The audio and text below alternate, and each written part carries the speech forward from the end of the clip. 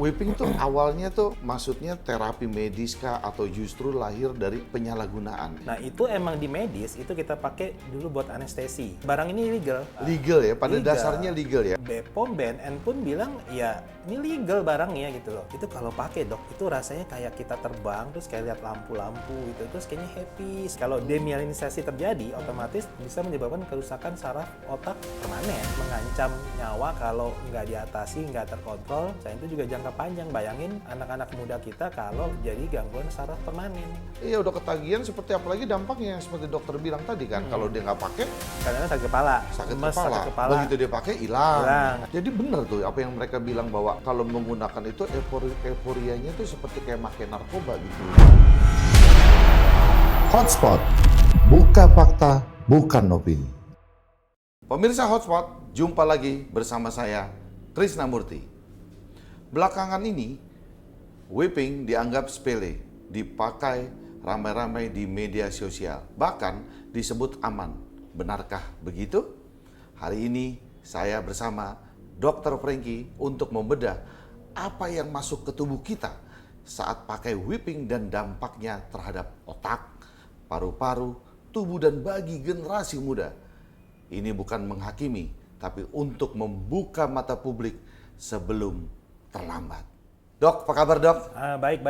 Pak Thank you Krisna. udah datang ke podcast kita. Sama-sama kesempatannya, thank you juga. Dengan kesibukan dokter, meluangkan waktu untuk membahas whipping. Karena sekarang lagi rame banget dok masalah whipping ini.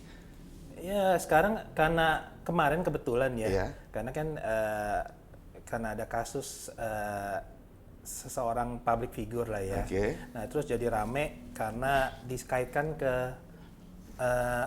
whipping ini gitu. Oke. loh. Jadi sebenarnya kan ini kita bahas kan tentang edukasinya ya. Jadi, Iya, dengan edukasinya. Artinya bahwa whipping tuh awalnya tuh maksudnya terapi medis kah atau justru lahir dari penyalahgunaan? Apa sih pandangan dokter itu sendiri dok terhadap whipping itu? Jadi sebenarnya whipping itu kan dia gas inert ya, dan Oke. sebenarnya nitrous oxide. Oke. Jadi itu bagusnya tuh N2O. Oke. Nah itu emang di medis itu kita pakai dulu buat anestesi. Sekarang pun masih banyak yang pakai. Masih dipakai ya? Tapi jarang di rumah sakit sekarang. Biasa dokter gigi banyak yang pakai kalau untuk membantu kalau misalnya pasiennya suka takut atau takut sakit. Oke. Jadi itu lebih menolong karena dia punya efek anestesi plus analgetik ringan. Jadi buat rasa sakit sama buat lebih rileks biasanya. Nah, tapi pemakaiannya itu nggak bisa berdiri sendiri karena dia harus dikombinasi dengan oksigen. Nah, kenapa? Karena kan dia nitrogen. Nitrogen tuh kalau misalnya nggak bareng oksigen, nitrogen itu akan neken oksigen di paru-paru. Nah, jadi itu tadi buat medis. Nah, ternyata chef juga memakai. Misalnya buat Oh chef juga memakai? Iya, jadi Oke. Dipakai untuk apa buat oleh chef? makanan. Jadi kalau hidangan kalau kita lihat ada whipped cream tuh, jadi kita ada gas yang buat neken si whipped creamnya Oke, itu. Nah, iya, itu iya, pakai saya tahu itu. tuh itu, iya. Nah, itu juga sebenarnya emang dipakai. Jadi legal, barang ini legal. Jadi bukan nggak masuk golongan narkoba gitu. Jadi ini legal. Nah, yang jadi masalah kalau dipakai untuk tujuan rekreasi. Rekreasi itu maksudnya tanda kutip ya. Jadi banyak disalahgunakan untuk tujuan rekreasi karena apa? Karena dia diambil efek sampingnya. Efek sampingnya itu dia euforia, makanya disebut gas ketawa. Nah, bahasa gas ketawa ini kadang-kadang malah bikin orang itu kayak nganggap ringan atau kayaknya ini aman lah gitu. Iya. Padahal kalau pemakaiannya sembarangan itu berbahaya karena tadi jadi dipakai buat rekreasi itu tujuannya buat euforia, halusinasi, terus happy, terus Oh dia bisa halusinasi gitu? halo. Jadi Pengaruhnya bisa halusinasi ya? Oke. karena saya tanya beberapa pasien yang dulu menggunakan, saya tanya emang rasanya apa kok lu make terus sih gitu loh. Mereka bilang itu kalau pakai dok itu rasanya kayak kita terbang terus kayak lihat lampu-lampu itu terus kayaknya happy senang. Maksudnya gitu. makanya dia apa yang dimakan atau Enggak. gimana? Jadi Kalau dikecap rasa itu kan kayak whipped cream jadi agak rasa manis kan. Iya, agak manis nah kalau gitu, ini oke. mereka pakai langsung di sedot. Jadi kayak jadi biasa ada rasa dingin kayak frostbite itu jadi kayak nyaman seret gitu dingin gitu loh. Nah itu mestinya kan setahu saya ya. Kalau misalnya untuk medis kalian kan ada dia tabung kan dia ada cupnya lagi kan ada Iya. peralatannya lagi. Iya, ada tuh gitu betul ya. Terus Nah, masalahnya sekarang yang dijual bebas di e-commerce nih, iya. itu kok kayak udah disediain ya si buat nyedotnya itu, maksudnya Oh, udah dibikin gitu, iya, disiapin jadi, gitu di jadi mereka. biasa kan masih ada sambungannya Dirancang lagi. sendiri kali ya? Nah, iya, jadi ini Oke. udah ada. Kok buat apa udah ada ininya gitu loh. Jadi maksudnya kayak mempermudah untuk penggunaan. Nah itu kadang-kadang nggak ngerti kalau ditanya kenapa kok bisa masuk dijual bebas. Karena kan emang sebenarnya kan legal nih barang, bukan golongan narkoba. Legal ya, pada Legal. dasarnya legal ya. Legal dan Iya. nggak golongan narkoba, dan BPOM, BNN pun bilang ya ini legal barangnya gitu loh. Kemenkes juga bilang begitu. Iya, karena ini barangnya legal. Yang masalah karena penggunaannya yang tidak sesuai dengan peruntukannya. Nah, kalau yang dijual e-commerce itu beberapa ternyata nggak ada BPOM-nya juga. Oh, nggak ada BPOM-nya. Nggak ada BPOM-nya. Kalau efek samping sendiri untuk wanita apa tuh, Dok? Nah, jadi gini, ini sih nggak cuman wanita pria ya. Jadi, Oh, nggak ada wanita, nggak ada pria jadi ya. semua yang pakai efeknya sama gitu.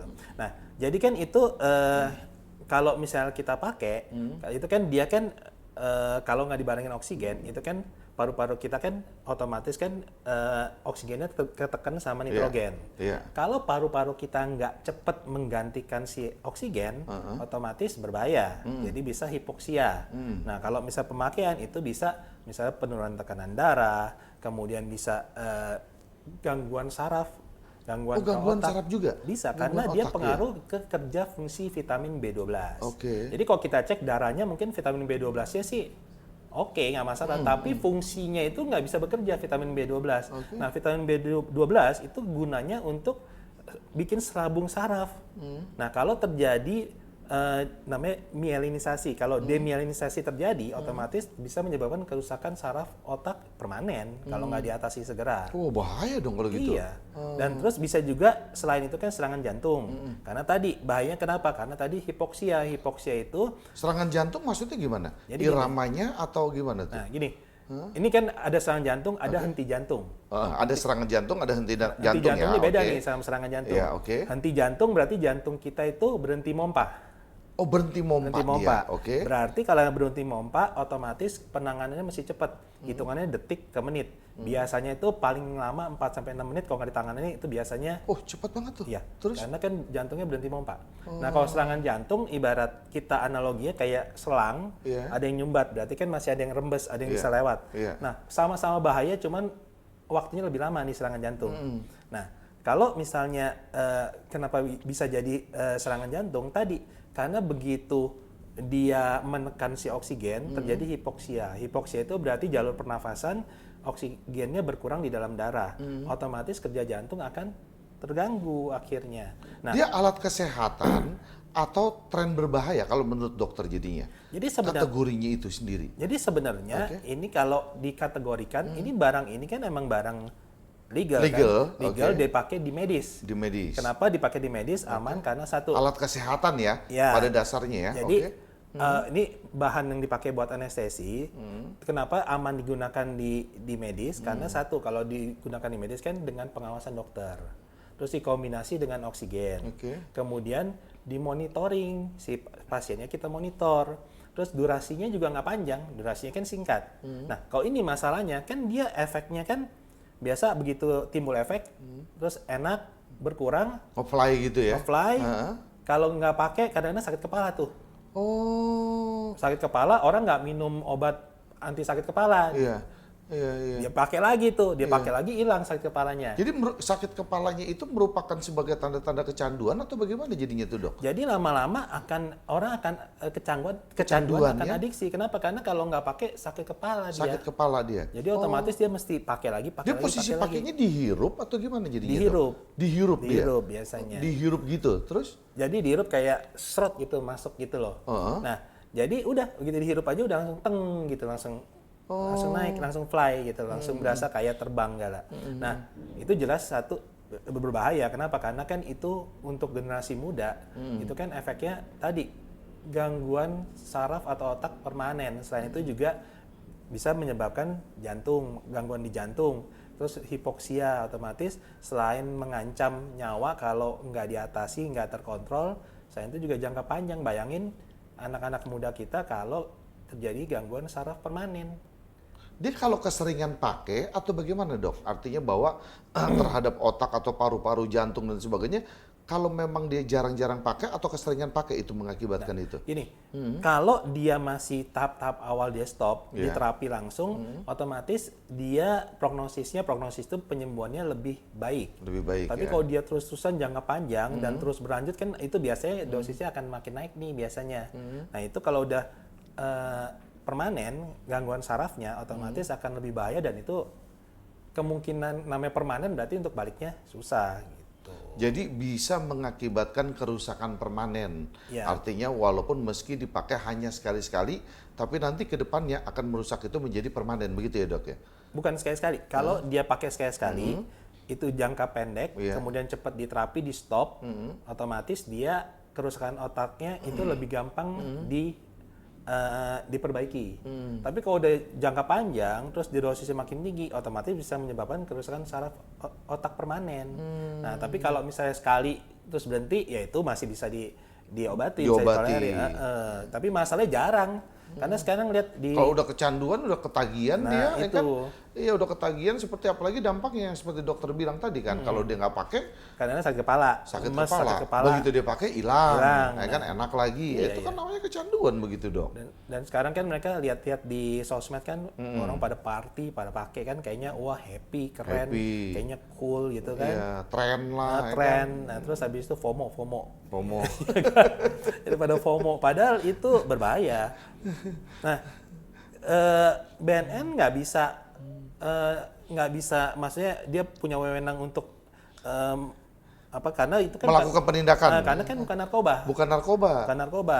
Terus ya BPOM sekarang udah concern lah sekarang. BNN sekarang mungkin bisa dengan edukasi. Edukasi. Dengan edukasi dia mungkin akan memberikan banyak edukasi atau ditelusuri ya. Ini maksudnya kalau emang penjualannya sesuai aturan kan nggak begini gitu loh. Pasti ini kan yang diincar, yang dituju dengan jualan di e-commerce ini secara bebas itu pasti kan untuk efek yang negatifnya. Kalau anak muda beli semua sebebas-bebasnya kan, bahkan tabungan ada yang kecil sampai yang besar segala macam, dan harganya kan lumayan tuh setahu saya ya. Nah itu pasti Emang harganya mahal ya dok? itu bisa 1,2, 1,5, ada yang 2 juta. Jadi Ukuran seapa 1,2 itu maksudnya? itu ukuran lumayan besar ya segini. Ada yang 2 juta. Jadi kayaknya harganya lumayan mahal. Jadi kita kan pasti ada. Kalau disalah manfaatkan oleh mereka terus akhirnya dipakai seperti yang tadi dokter bilang rekreasi atau apa, itu berapa lama tuh kira-kira habis itu sebanyak itu tuh? Tergantung pemakaiannya. Kan itu kan setiap orang makainya kita nggak tahu dosisnya berapa Dosisnya banyak. beda-beda Terus ya? habis itu dia berapa sering, terus pengulangannya berapa lama. Nah itu kita nggak tahu. Jadi habisnya berapa lama nggak tahu. Terus makanya biasanya kan rame-rame tuh. Kalau sendiri mereka bilang biasanya ya, yang saya tanya mereka bilang kalau sendiri nggak happy dok. Jadi biasanya kalau rame-rame itu ada temennya happy, ketawa-tawa, bercanda, ngomong kayak bebas aja gitu. Kalau sendiri katanya kurang fun menurut mereka gitu loh. Jadi benar tuh apa yang mereka bilang bahwa kalau menggunakan itu euforianya tuh seperti kayak pakai narkoba gitu loh dok. Iya. Fly-nya begitu. Jadi kalau misalnya ini setiap orang beda-beda ya, karena kan setiap orang sensitivitasnya badan terhadap zat itu berbeda. Jadi kalau masalah narkoba segala, saya banyak pasien-pasien saya yang dulu pakai narkoba ya zamannya dulu kan, zamannya putau segala ya, sabu, putau, hero, kokin, wah itu zaman dulu anak-anak ekstasi atau apalah gitu-gitulah. Waktu putau itu hampir anak-anak muda itu semua tuh konsultasi, karena waktu itu sampai jam 3 pagi rumah saya diketok tuh karena sakau tuh anak muda tuh perempuannya. Sakau dia? Sakau itu sampai saya tanya teman-teman saya tuh sama tanya si pasien-pasien ini, kenapa apa enaknya sih putau itu? Saya tanya ya. Wah, pertama nyoba sih nggak enak dia bilang. Oh apaan nih dia bilang. Tapi begitu lu coba lagi, wah. Baru dapat enaknya dia. Dia bilang, ini menurut mereka ya, saya nggak tahu. Menurut mereka, lu tau seks kan? Seks itu kan enak kan? Yang seks yang benar ya, yang legal nih, bukan ini. Ini jauh lebih enak dari seks, dia bilang. Seks itu nggak ada apa-apanya dibandingin kalau si putau ini, dia bilang. Oh masa sih? Saya bilang iya, dia bilang. Nah bayangin untuk kasus itu kenapa orang pada pakai narkoba, karena ternyata efeknya itu luar biasa gitu. Mungkin beda atau sama antara whipping dengan ganja? Beda. Beda. Beda. Bedanya gimana? Kalau ganja itu kan semua turunan ganja itu narkoba. Narkoba. Maksudnya. Itu Oke. jelas itu semua turunan ganja itu bisa ditangkap, bisa ditindak tuh. Nah, kalau ini kan gas nitrous oxide, jadi Iya. nitrogen. Iya. Jadi nitrous oxide itu dia nggak masuk golongan narkoba. Dia kerjanya itu beda. Kalau ini kan langsung kesusunan saraf pusat. Kalau Iya. ini dia neken si oksigen. Si oksigen. Karena kan oksigen, otomatis oksigen kurang dia langsung teng. Jadi timbulnya efeknya sama vitamin fungsi B12-nya ditekan, otomatis timbulnya reaksinya kayak fly gitu. Kayak fly. Tapi kalau bahaya sama-sama bahaya kalau penggunaannya nggak sesuai peruntukan. Tetap aja bahaya juga kan. Bahaya Betul juga, nggak, Dok? Iya. betul. Tapi kan tadi dokter bilang akan ada pernah kedatangan orang yang sako sampai jam 3. Kalau sako itu sendiri lalu dia tidak diberikan, lalu efeknya apa? Dia bisa mati atau gimana, Dok? Kalau misalkan nggak dikasih lagi dia lah gitu. Itu waktu dia datang, ini pengalaman pribadi ya, Oke. disclaimer ya. Jadi waktu datang kita kan nggak punya stok narkoba. Iya, nggak Jadi nggak mungkin lah, mungkin ya kita kan? kasih Iya. narkoba. Oke. Jadi ini saya cerita apa adanya nggak apa-apa Iya. ya. Jadi ya mohon maaf bukan melecehkan salah satu pihak Iya, ya. oke. Jadi setahu saya mereka itu yang perempuan kalau udah sakau itu mau diapain aja mereka akan mau asal lu kasih gue barang gitu loh. Oh, gila. Itu gila itu. Nah, jadi kalau enggak itu kepala bisa dijedok-jedokin ke tembok. Kepalanya dia Kepalanya tuh dia dijedokin tuh, ke tembok. jedotin ke tembok. Oke. Nah, akhirnya itu kita pegangin rame-rame, itu sampai jam 6 pagi tuh dipegangin rame-rame. Jadi nggak kita kasih sampai dia lemes, akhirnya udah dia tidur. Besoknya udah membaik. Nah, tapi kalau dia nagih lagi, otomatis mau nggak mau jangan dikasih. Jadi betul, kan betul. itu ada mestinya masuk ke rehabilitasi rehab kan, bisa rehab mestinya. Jadi dipegangin sampai jam 6 tuh nggak dikasih apa-apa juga sama dokter? Enggak, jadi dipegangin aja. Habis itu dia lemes sendiri udah. Lemes sendiri aja? Iya, lemes sendiri. Tidur dia udah? Teriak-teriak tidur udah. Terus nanti pagi bangun ya udah pulang. Terus kita bilang ke keluarganya, jadi ini mestinya direhab gitu loh. Jangan kasihan begini kalau disalahgunakan dan kalau ketemu orang yang nggak benar, habis sudah rusak lah. Habis lah udah, ya kan? Iya, cewek lagi apalagi kan, iya. Masih muda, cewek cantik, udah. Kalau udah ketemu yang nggak benar, udah kelar deh itu. Kelar deh tuh udah. Tapi kalau memang itu maksudnya itu adalah narkoba, kenapa banyak orang yang masih merasa aman dengan menggunakan vaping itu sendiri, dong? Jadi ini tadi yang masalah ini satu kan kita masih ada kontrol sosial. Kedua tadi anak-anak muda sekarang itu kan dunia sosmed itu kan luar biasa kan. Jadi mereka lihat di sosmed, terus dia terpengaruh sosmed, terus belum anak-anak sekarang kan dia kadang-kadang pergaulannya nih beda nih sama dulu. Terus mereka lebih bebas sekarang. Terus habis itu kan keadaan tahu sendiri ekonomi semua juga lagi drop, stresnya ada, tekanannya ada, pergaulannya lihat flexing sini mau ini ikut mau tren ini mau ikut-ikutan biar keren segala. Nah, jadi kalau misalnya teman-temannya biasa kan terpengaruh itu paling gampang dari sosmed atau dari teman. Temannya pakai ini enak lu cobain deh gitu. Begitu nyobain oh enak ya. Udah mulai nyebar tuh dari segrup nanti semua pakai semua. Nah, enak tuh gitu. loh, Nah, lu iya. cobain deh. Lu cobain kayak deh masa tuh, lalu bener. selesai semua. Nah, sekarang yang saya tahu ya karena kan saya juga dalami hipnoterapi ya. Jadi ini berdasarkan survei itu 80% anak Gen Z itu buku yang laku itu buku mengenai gangguan mental, kejiwaan. Oh, kejiwaan. Mereka beli loh buku itu yang bukunya mereka ya. baca. Oke. Berarti mereka menyadari kalau ada sesuatu di mereka yang mungkin rapuh ya. Oke. Nah, di Amerika sendiri itu dari 1:2 deh. Jadi 2 orang satu itu pasti ada gangguan mental. Ada mental illness. Nah, jadi bayangin kalau mereka keadaannya begini rapuh kemudian enggak diarahkan ke hal-hal yang positif. Misalnya ada psikolog, ada psikiater, ke arah agama ya, rohani, terus disupport orang tua, berbicara segala. Nah, sekarang mau ngobrol sama orang tua kadang mereka susah kan, orang tua sibuk ini sibuk sana. Nah, akhirnya mereka nyarinya ke arah yang negatif. Nah, begitu dapat itu kan kelihatannya masalah selesai semua. Begitu ada masalah stres pakai itu, kayaknya gue masalah aman nih, happy nih gue. Padahal setelah selesai timbul lagi masalah nggak selesai kan, pokok masalahnya tetap nggak hilang. Tapi setiap kali stres dia pakai lagi, terus stres pakai lagi. Dipakai lagi. Terus-terusan lama-lama ya ketergantungan jadinya gitu. Dia nyerangnya lebih ke psikis atau fisik, Dok? Jadi secara fisik jelas tadi berbahaya karena Iya. bisa gangguan saraf otak, bisa paru-paru lah, kan macam-macam pernafasan, lah ya, segala pernafasan ya. Nah, secara psikis jelas juga berpengaruh. Kenapa? Karena tadi lama-lama akan adiksi. Kedua, ketergantungan. Ketiga, kalau nggak berasa kayaknya wah kalau nggak pakai gue nggak bisa kerja, nggak pakai gue stres nih, kalau nggak pakai sakit kepala. Aduh, masalah gue banyak. Udahlah ngapain gue pusing. Daripada gue ngurusin masalah, gue pergi ke psikolog, ke psikiater, masih cerita ini, makin lama dia makin males. Begitu udah ketergantungan kan, komunikasi juga udah beda, ya kan? Ngomong ke orang tua juga udah beda, mungkin bisa ngelawan orang tua lama-lama, emosinya juga. Cara berpikir udah ngaco aja dia. Jadi udah. emosi nggak juga. konsisten dia pasti Betul. gitu loh kadang-kadang tuh. Biasanya lebih sensitif, lebih gampang emosi, lebih gampang ya. marah.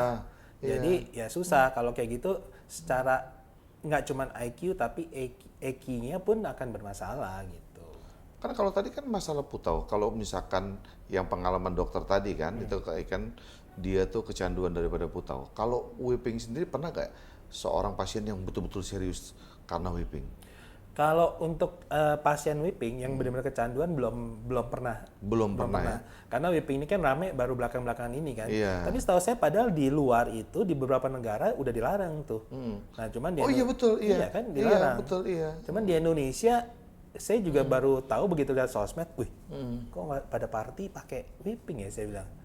Terus kayak menarik tuh, whipping, itunya pink gitu kan, menarik banget kan anak-anak muda. Terus kalau lihat di websitenya yang jualan kan, itu nggak ada hubungan sama medis, nggak ada hubungan sama makanan, pertanian nggak ada. Betul. Pokoknya gambarnya tuh orang astronot, ya kan balon, astronot terbang gitu. Kan kita bingung nih barang apa sih sebenarnya kan? Itu kenapa dia bikin begitu tuh dokter? Karena kan kayak terbang, kayak fly, ya kan kayak halu. Simulasinya dia bikin Simulasi. lah. Nah, gue jadi kayak astronot, gue terbang lah gitu kan pakai ini. Kan itu sebenarnya udah tanda tanya, ini apaan sih iklannya begini? Ini barang apa ini sebenarnya kan? Iya. Ya kalau buat medis kan nggak begitu. Kalau nyambung ke makanan masih cocok kan gitu. Iya. Bawa iklan misalkan makanan, digunakan makanan. Tapi kalau terbang tadi, iya kayak terbang, Superman, astronot kayak gitu, ini kan kayaknya ini aneh, ini barang apa sih? Kayaknya nggak nyambung gitu loh. Nah tapi di situ udah tahu lah pasti ini, ini begitu lihat di sosmed. Nah kadang-kadang nih serba salah nih. Kemarin saya baca beberapa komentar ya, netizen ya. Emang netizen nih kadang-kadang ya. Begitu di dokter ada yang ditanya, dibilang, iya kalau mau pakai itu nggak bisa pakai sendiri, bahaya. Jadi bisa dikombinasi sama oksigen. Tahu gak itu komen netizen? Oh berarti ini ngajarin dong. Nah kan salah lagi. Padahal tujuan edukasi, maksudnya nggak boleh dipakai begitu saja karena mesti dikombinasi sama oksigen. Itu di rumah sakit yang pakai buat medis. Nah ini netizen bilang berarti malah ngajarin, ya serba salah itu. Jadi kita mesti bijaksana sebenarnya ya. Untuk kan informasi mah banyak yang masuk, kita bisa dapat dari mana aja lah. Podcast bisa, googling bisa, ChatGPT bisa, AI bisa semua ya. Cuman kita mesti bijaksana untuk menyaring. Nah, terus ya kalau bisa lebih bagus sih dipikirin dulu, diolah dulu, baru ngetik. Ini kayak orang whipping, belum apa-apa udah ngetik dulu. Kalau risiko kematian mendadak dari whipping itu sendiri bisa nggak dok? Gini, kalau kematian mendadak kematian mendadak gitu. Tadi, kalau kematian mendadak dari whipping itu kan kalau dipakai sembarangan tadi kan neken si oksigen. Neken oksigen, kan? oke. Berarti oksigennya berkurang, ibaratnya kita punya paru-paru nggak cepat menggantikan oksigen. Kan? Nah, terus akhirnya terjadi hipoksia. Hipoksia itu kekurangan oksigen dalam darah, ya kan? Bayangin kalau oksigennya otomatis dia berkurang. Sementara oksigen kita berkurang, kerja otak semua akan terganggu lah itu. Ya, oksigennya berkurang, terus habis itu hipoksia, otomatis kerja jantung akan terganggu. Nah, kalau nggak diatasi secara cepat atau tidak dikontrol atau tidak diterapi, otomatis akan berbahaya dan bisa sampai mengancam nyawa. Karena saya baca beberapa artikel kan bahwa mereka kok kayaknya pengguna vaping sendiri kok kayak sehat-sehat, totalnya kolaps gitu Iya, dok. iya. Kayak tadi itu tuh dok ya. Benar. Jadi tadi kita kan nggak tahu kalau emang apesnya kita ternyata oksigennya ternyata nggak cepat diganti. Nggak cepat diganti, ya udah. betul. Nah masalahnya begini nih, habis itu kenapa terus begitu karena kan dia fly ya, fly, relax, dia ketiduran tuh. Dia ketiduran ternyata sebenarnya hipoksia. Iya. Nah terus gimana cara minta tolong ya orang dia pingsan. Iya.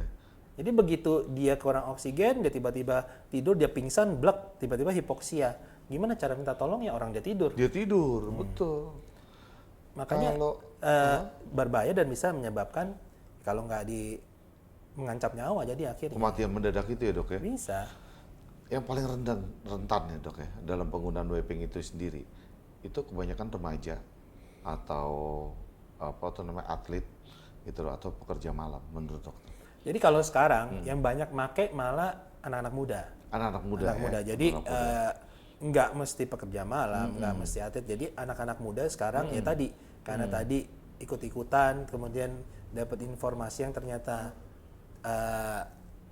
mereka nggak secara bijaksana bisa menerima informasi, otomatis itu. Jadi anak muda sekarang rata-rata anak muda. Kalau yang udah usia-usia justru malah lebih mawas diri, lebih biasa kayak model usia-usia kita mah udah kan bandelnya udah zaman dulu ya. Kalau sekarang mah udah agak kesana-sana udah enggak dah. Jadi terus abis itu udah lewat tuh masa bandelnya lewat. Itu udah lewat. Nah, sekarang justru malah lebih ke kesehatan. Sekarang kan kita semua di luar negeri sekarang udah enggak lifespan tapi udah health span mereka. Lifespan itu maksudnya gini.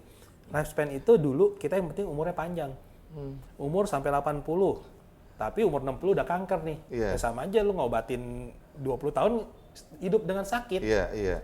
Nah sekarang di luar udah enggak. Luar itu sekarang health span itu dalamnya bagus, kesehatan bagus, baru luarnya bagus. Jadi lu kalau misalnya mau umur panjang ya lu sehat tapi umur 80 ya 80 itu sehat, 60 itu sehat. Jadi mereka udah concernnya ke kesehatan. Sama di kulit juga. Kalau dulu mau operasi plastik segala, terus habis itu ini luar ya Eropa ya. Jadi operasi plastik, dia mau suntik macam-macam, filler, botox, tapi ternyata begitu dicek sel-sel di tubuhnya tetap sama tua, bermasalah. Nah sekarang mereka lebih sel-sel dalamnya tubuhnya sehat, bagus, keluarnya akan bagus. Jadi healthy inside, beauty outside, gitu. Dok, tadi kan dokter bilang bahwa ini legal. Kalau seumpamanya karena ini legal, lalu saya datang, saya bawa nih, saya bilang saya bawa ke dokter, saya bawa ke dokter karena ini legal, dok. Saya tuh suka sekali dengan ini, bisa nggak dikasih bimbingan atau diarahkan supaya saya sesuai memakai ini? Artinya bahwa kapan di batasan waktu yang nggak boleh atau ini boleh, bisa nggak begitu dok? Kalau itu tadi baliknya ke begitu terjadi masalah dokternya ditangkap. Kalau itu jadi masalahnya. Ya nggak boleh kan dokter bilang kan legal, karena legal saya bilang saya kenal ya sama dokter Pregi gitu kan. Karena legal terus saya coba, oh ini enak gitu loh. Saya bilang saya telepon dok di mana tempat praktek, saya datang, dok karena legal saya enak dok, coba diarahkan saya supaya ini enak gitu loh supaya jangan kebanyakan dosisnya kayak minum obat dong kan gitu. Nah, bisa nggak begitu dok? Ini kemarin itu sebelum kesini itu kemarin saya undangan Zoom meeting dari Dinas Kesehatan ya. Sama pertanyaan saya begitu tuh. Pertanyaan saya ini kan barang legal. Yang jadi masalah kalau penggunanya ilegal. Dijawab sama dokternya, dok ini barang legal, bukan ilegal. Dijawab gitu kan? Pemakaiannya yang nggak sesuai, tapi bukan ilegal. Ini mah legal barang, bukan ilegal. Nah, jadi kalau ke dokter, terus habis itu minta, dok tolong diajarin cara pakainya. Nggak boleh, kenapa? Karena tadi, peruntukannya kan bukan buat rekreasi. Ya kasarnya kan ini bukan narkoba loh dok, ini vaping kan gitu. Bener. Betul Jadi, kan? ini kan berarti tujuan dia buat rekreasi kan. Ya, kalau nggak buat apa? Kalau buat anestesi nggak mungkin dia mau siapa yang anestesi dia. Terus dia mau buat analgetik, ya minum aja obat anti sakit. Ngapain lu nyedot gitu kan? Terus habis itu kalau buat masak, masak mah di dapur nggak perlu dipakai kombinasi oksigen, lu pakai aja buat masak kan.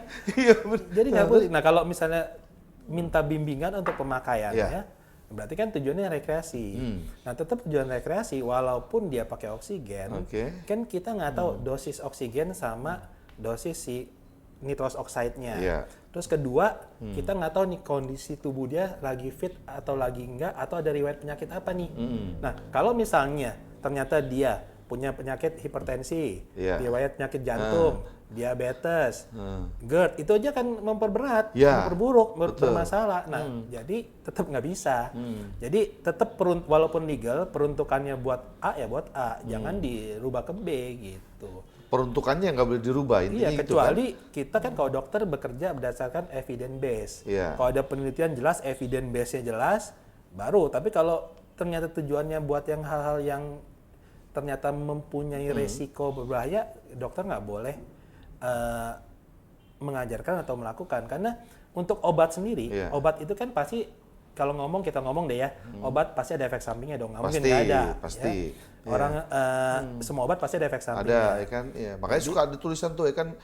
Ketika minum obat ini jangan nyupir, jangan apa, karena ada efek sampingnya begini, gitu. Tapi biasa, atau apa, gitu tapi kan? biasa dokter tetap menggunakan, kenapa? Karena dia akan melihat benefitnya lebih besar dibandingin efek sampingnya. Gitu.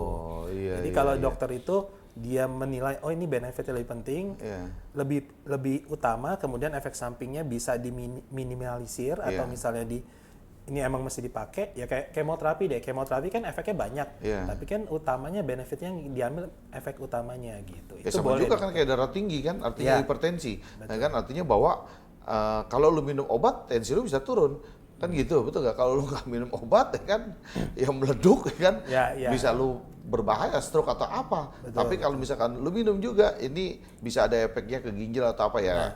Efeknya lebih banyak mana, ya kan gitu loh. Manfaatnya lebih banyak mana. Kan gitu kembali lagi. Jadi kalau darah tinggi misalnya ya, nggak minum obat, efek sampingnya komplikasinya kan ada namanya TOD, target organ damage, ada 5 tuh. Saya jantung, otak, ginjal, saraf tepi sama mata. Jadi jantung dekompensasi kordis, ginjal itu yang akhirnya gagal ginjal kronis, cuci darah, otak stroke, terus mata retinopati hipertensi, sama saraf tepi itu kesemutan, sakit kepala, pusing gitu ya.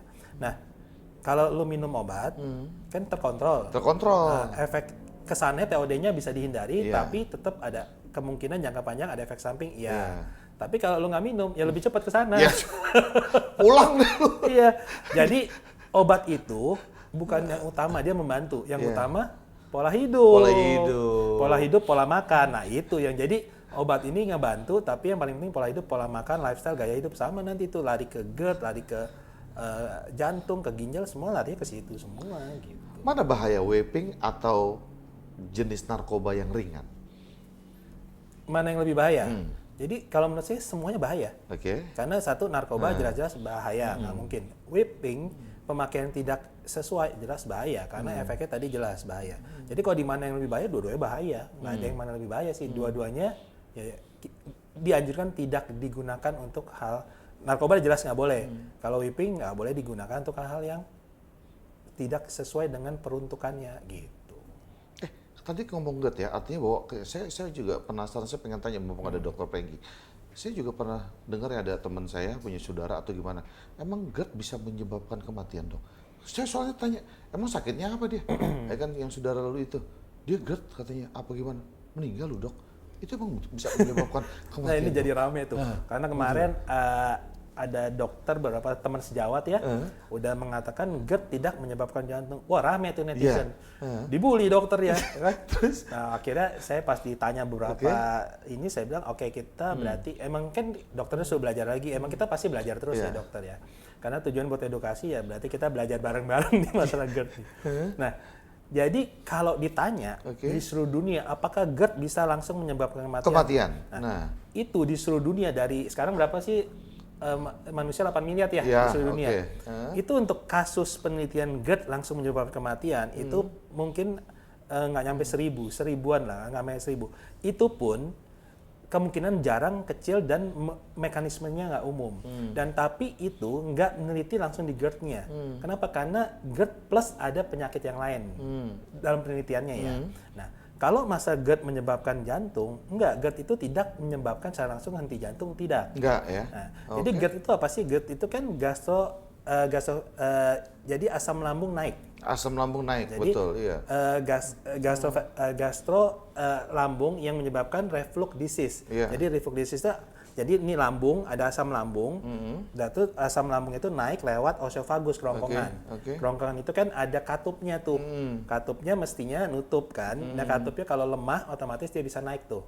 Nah gejalanya karena dia naik otomatis mirip ya, bukan berarti jantung, Oke, mirip serangan jantung.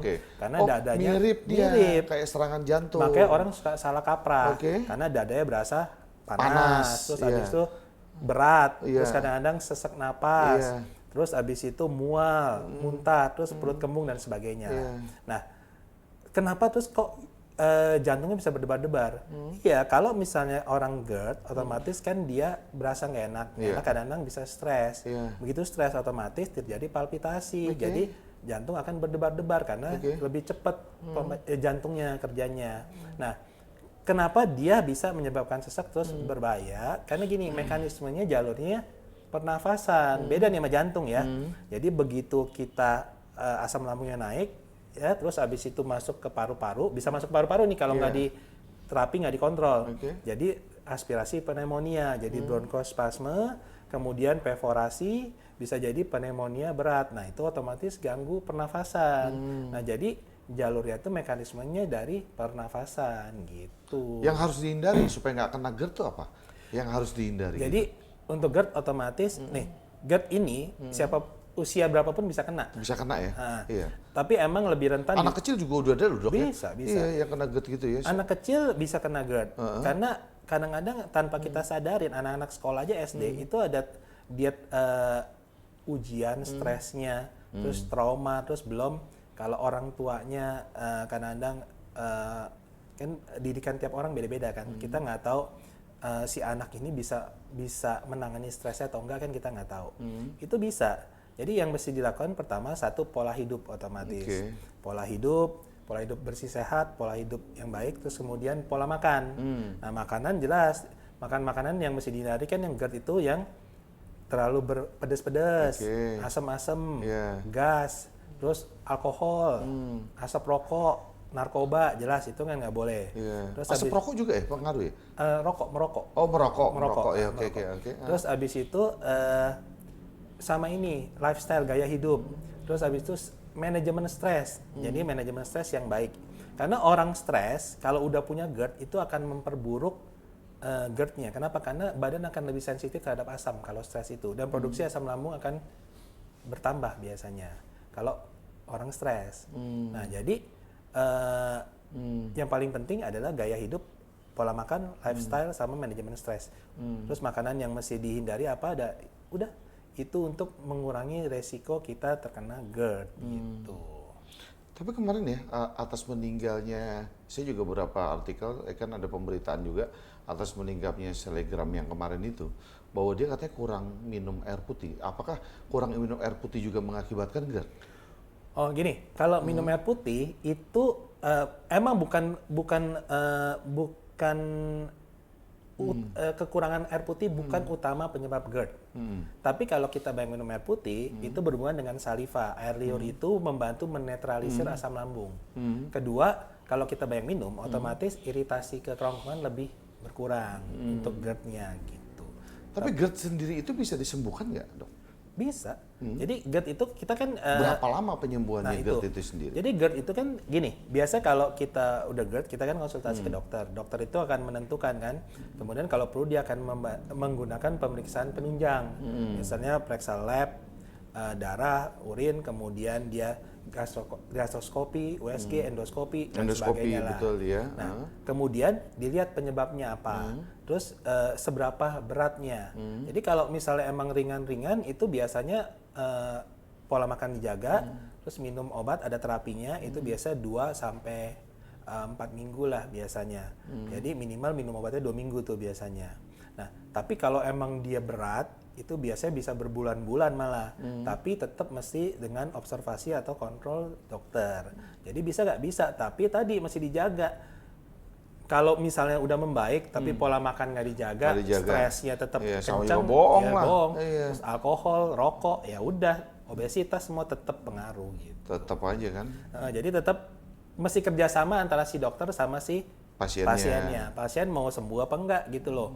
Lu mau enak gak? Kalau mau enak ayo, kalau enggak ya percuma gua kerja sendiri ya hasilnya nggak terlalu efektivitasnya akan berkurang gitu loh.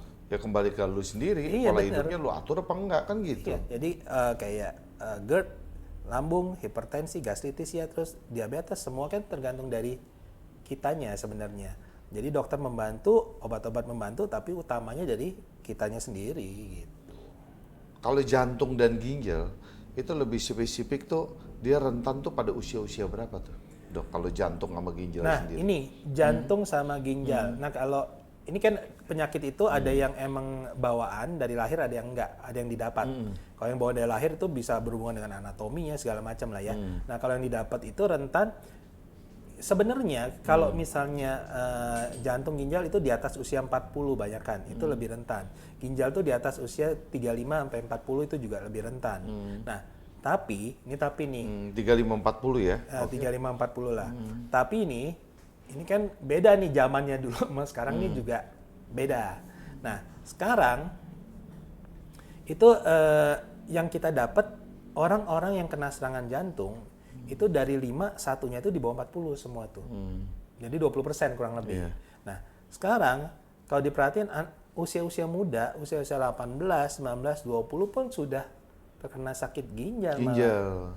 Kadang-kadang sakit ginjal, terus kadang-kadang usia 20-an sekarang 30-an itu udah banyak yang sakit jantung. Kemarin saya ada pasien usia 32, 33, pengusaha lah. Hidupnya kelihatannya sehat, ya, gagah. Iya, jaga diri lah. Jaga diri, terus pengusaha, terus abis itu usia 32, 33. Tapi pas saya tanya, saya bilang minum obat? Iya dok. Berapa banyak minum obat? 7. 7? Umur 32 minum obat 7. Obat apa aja saya bilang? Cewek cowok? Cowok. Cowok. Oh. Darah tinggi, kencing manis. Hah? Pengencer darah. Terus abis itu kolesterol, asam urat, mati loh saya bilang. Jadi diborong semua sama dia. Saya bilang lu berarti, Gila. saya bilang lu berarti, wah kok kayak gini, saya bilang hidup nggak enak dong saya bilang.